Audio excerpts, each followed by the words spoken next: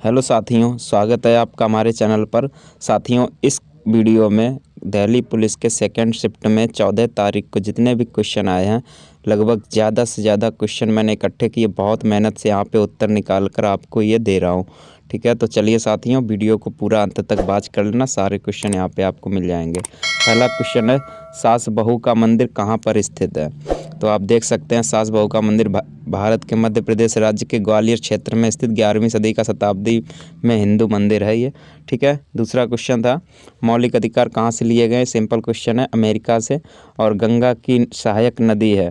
तो दोस्तों यहाँ पे ऑप्शन थे 4, उनमें से एक गंगा की सहायक नदी होगी। मैंने यहाँ पे गंगा की सहायक नदियाँ लिख दी हैं, आप देख सकते हो। यमुना, रामगंगा, सरयू, गंडक, कोसी, महानदी वगैरह वगैरह देख लीजिए आप, है ना। आगे देखिए, IPL 2023 का विजेता कौन है? चेन्नई सुपर किंग्स है। ठीक है। अगला प्रश्न देखिए, क्वेश्चन नंबर 5 क्या कह रहा है? 70वां संविधान संशोधन किससे संबंधित है? तो दोस्तों 70वां संविधान संशोधन और ये काला सागर किस महाद्वीप में स्थित है? ये दोनों क्वेश्चन के आंसर आपको कमेंट बॉक्स में बताने हैं। इनका मुझे एक्यूरेट आंसर नहीं मिला क्योंकि काला सागर दोनों महाद्वीपों के बीच में है। ठीक है। चलिए अगला क्वेश्चन देख लेते हैं। ओजोन का मॉलिक्यूलर मास कितना है? तो ओजोन का आणविक द्रव्यमान 48 U होता है। ठीक है। मुखौटा नृत्य कहाँ पर है? मुखौटा युद्ध और मुखौटा नृत्य अरुणाचल प्रदेश के लोक नृत्य वगैरह हैं ये। ठीक है। आगे देखिए, लघु संविधान किसे कहा जाता है? सिंपल क्वेश्चन है, 42वें संविधान संशोधन को कहा जाता है। ये देखिए, इसे मिनी संविधान या लघु संविधान भी कहते हैं। कजरी लोक नृत्य किस राज्य से संबंधित है?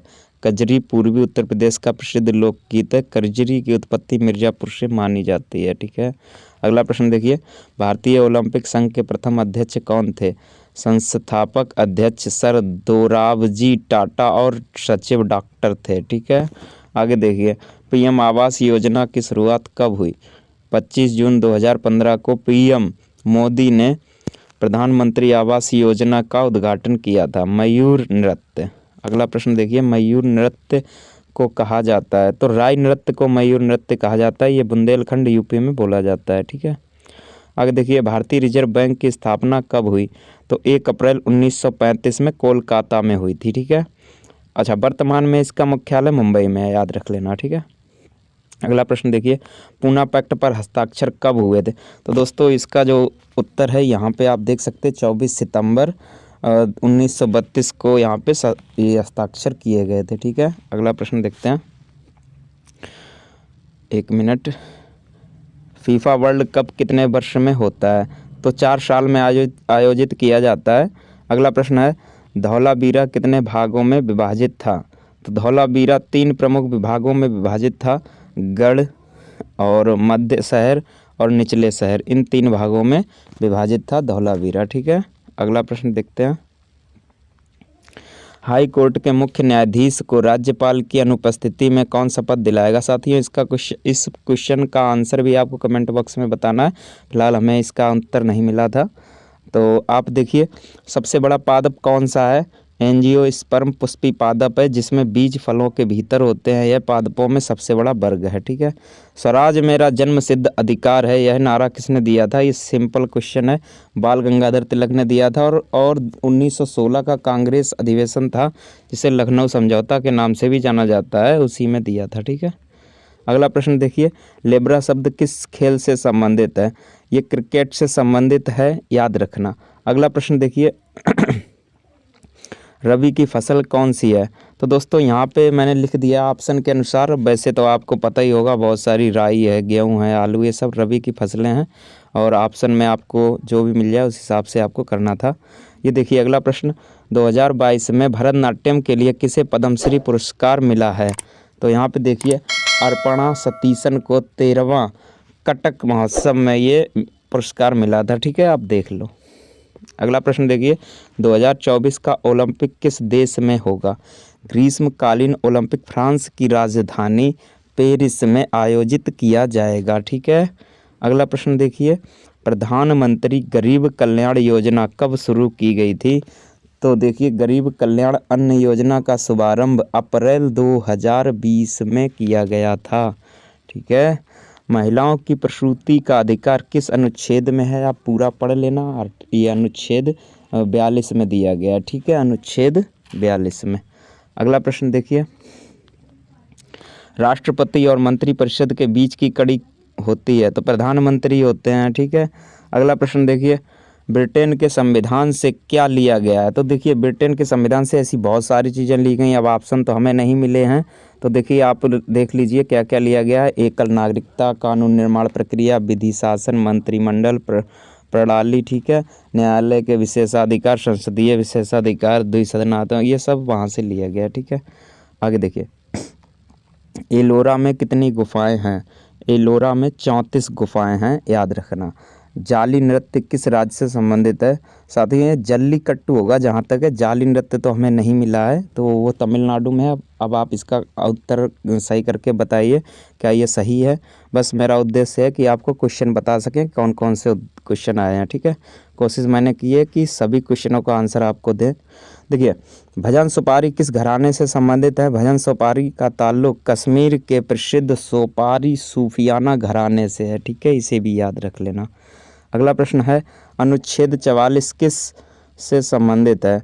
तो दोस्तों ये ऑप्शन के अनुसार था, पता नहीं क्या। वैसे अनुच्छेद 44 में बहुत सारे यहाँ पे चेंजेज किए गए थे, तो सबसे मुख्य चेंजेज जो था वो मैंने यहाँ पे लिख दिया। संपत्ति का अधिकार, जो मौलिक अधिकार को हटाकर विधिकार बनाया गया था, आर्टिकल 300 में रख दिया गया था, ठीक है।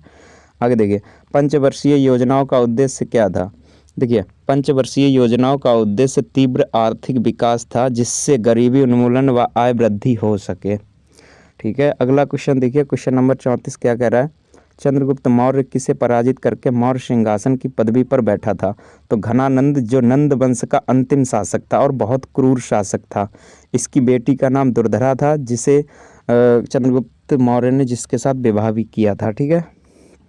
आगे देखिए, पानीपत की पहली लड़ाई कब हुई थी?